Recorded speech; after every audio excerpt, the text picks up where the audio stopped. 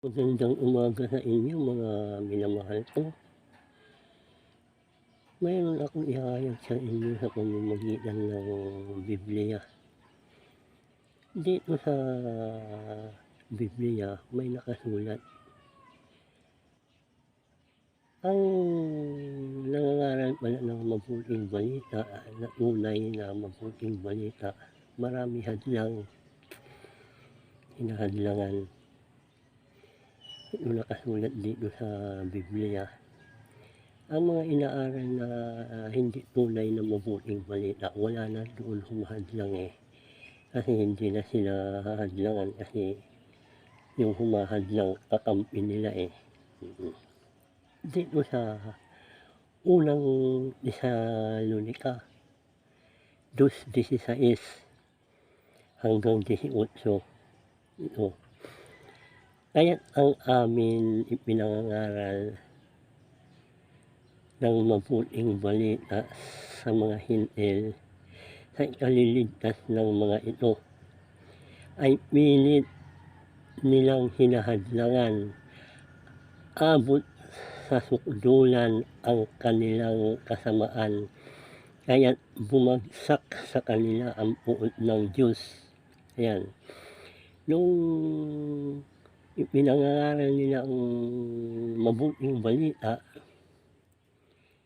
sa mga hintil sa ikaliligtas ng mga ito, pilit nila hinahadlangan, abot sa sukdulang ang kanilang kasamaan, kaya bumagsak sa kanila ang puot ng Diyos.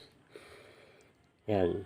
Kaya pag ipinangaral mo talaga ang tunay na mabuting balita, hahadlangan ka talaga. Marami ngayon nangangaral na ang ipinangangaral daw nila mabuting balita, pero walang humahadlang sa kanila kasi kakampi na nila ang humahadlang. Sino ba yan na humahadlang sa kanila?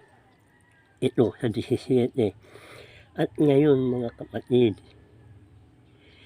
nang kami sandaling mawalay sa inyo, hindi sa alaala kundi sa paningin, labis kaming nangungulila at sabik na makita kayong muli. Makailang bisis kung inangka dumalaw sa inyo, ngunit lagi kaming hinahadlangan ni Satanas. Ang humahadlang pala doon sa nangangaral ng tunay na mabuting balita ay si Satanas.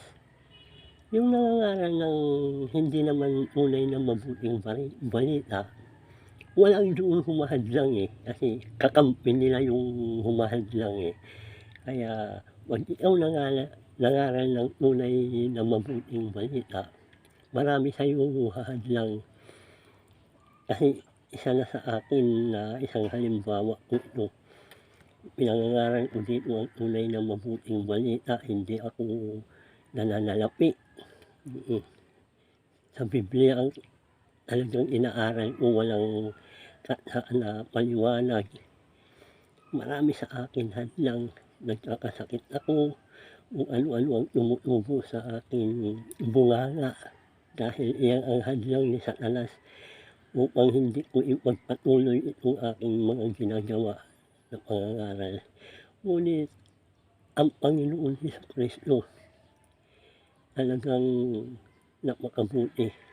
Bagamat ako nagkakasakit ng ganito, ipinanalangin ko lang sa Kanya, nawawala.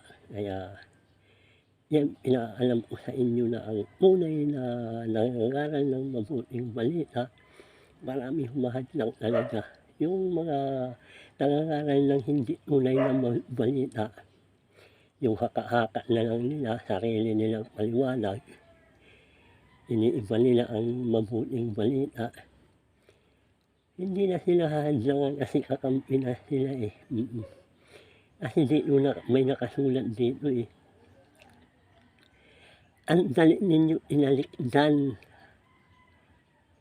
ang tumawag sa inyo sa mabuting balita at bumaling kayo sa ibang mabuting balita. Mayroong mabuting balita.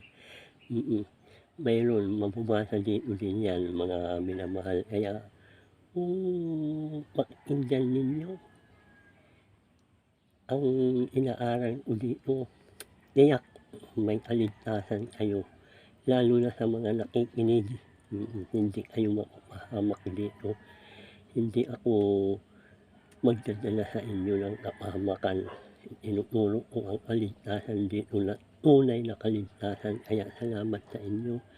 Kung tatangkilikin ninyo ang aking mga inaaral, marami pa ako sa inyo inaaral, iaaral mga minamahal. Kaya salamat sa inyo, salamat.